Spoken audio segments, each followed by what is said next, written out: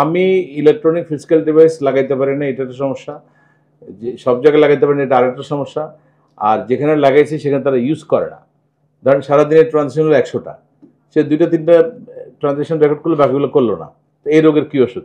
এই রোগের ওষুধ হচ্ছে আপনি আপনার ভ্যাটের অফিসার ওখানে গিয়ে দাঁড়িয়ে থাকবে সারাদিন, বা 1 দিন 2 দিন 3 দিন 1 সপ্তাহ ধরে ওখানে পাহারা দিবে, দিয়ে দেখবে ট্রানজেকশন কত এবং ওই অনুযায়ী যাতে করে ভ্যাট আদায় হয়। এছাড়া তার উপায় নেই। কারণ আপনি তো শুধুমাত্র মেশিনের উপর ছেড়ে, আরেকটা হলো যেটা বললাম, প্রত্যেক নাগরিক, প্রত্যেক কাস্টমার সে বাধ্য করবে দোকানদারকে ভ্যাট রসিদ দেওয়ার জন্য। 2টা কারণে, একটা হলো যে সে ভ্যাট দিচ্ছে অথচ তার ভ্যাটটা ব্যবসায়ী পকেটে রেখে দিচ্ছে, এটা কিন্তু খুবই অনৈতিক একটা কাজ।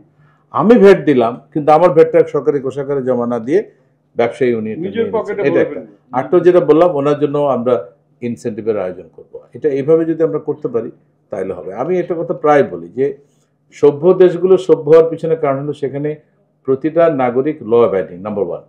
নাম্বার 2 হচ্ছে যারা কিন্তু যখনই কোনো নাগরিককে আইন অমান্য করতে দেখে সাথে সাথে প্রটেস্ট করে, যেটা আমরা ভুলে গেছি।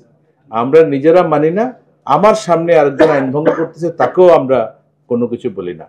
আপনার দেশকে যদি আমরা যেই জায়গায় নিতে চাই, আমাদের যে আশা আকাঙ্ক্ষা করে আমাদের 52-র ভাষা শহীদরা, 71-এর মুক্তিযোদ্ধারা এবং 2024-এর জুলাইয়ের আগস্টের গণ অভ্যুত্থানের যে যারা শহীদ হলেন, তাদের যে আশা আকাঙ্ক্ষা নিয়ে তারা জীবন বিলিয়ে দিলেন, এটা যদি রক্ষা করতে হয় তাহলে আমাদের 18 কোটি মানুষের 34 কোটি চোখকে দুর্নীতি দমন কমিশনের চোখ বানাইতে হবে, পুলিশের চোখ বানাইতে হবে, যাতে করে যেখানে অন্যায় হয় সেখানে যাতে এই চোখটা খবরটা দেয়। এইটা না ছাড়া আমরা আগাতে পারবো না।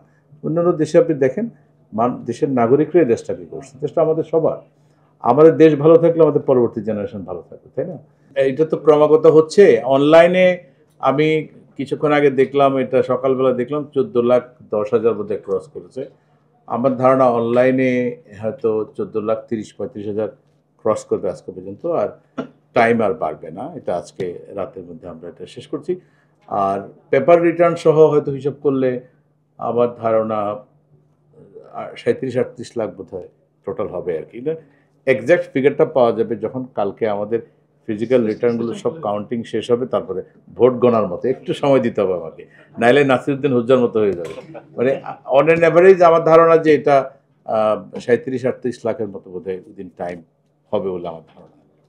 আর অনলাইনে ব্যাপক সাড়া পড়েছে এবং আমি মনে করি আপনারা যারা আমাদের সাংবাদিক বন্ধুরা আছেন, আপনাদের ব্যাপক ভূমিকা ছিল। আপনারা অনেকবার নিউজ প্রচার করেছেন এবং আমরা আপনাদেরকে নিয়ে, সাংবাদিক বন্ধুদেরকে নিয়ে খুব সহসা আরেকটা বড় ওয়ার্কশপ করব এবং সেখানে অনলাইন রিটার্ন দাখিল করতে গিয়ে আমাদের সম্মানিত করদাতাগণ কী কী সমস্যায় পড়েছেন, খালি সমস্যা শুনবো, কোনো স্তুতি বাক্য না, কোনো প্রশংসা না। সমস্যাগুলো শুনবো এই জন্য যাতে নেক্সট ইয়ারে এটা আরও ব্যাপক আকারে আমরা ইন্ট্রোডিউস করতে পারি। সমস্যা না শুনলে, সমস্যা মানে হলো রোগ যদি আবিষ্কার করা যায় ওষুধগুলো জানা আছে। সুতরাং আমরা এর পরের একটা বড় সেশন করব, আপনারা থাকবেন, আপনারাও আমাদেরকে বলবেন যে আপনাদের নলেজে আছে কারা কি প্রবলেমে পড়েছে। আগামী বছর আমরা অনলাইন রিটার্নটাকে আরও ব্যাপক করতে চাই আপনাদের সবার সহযোগিতা।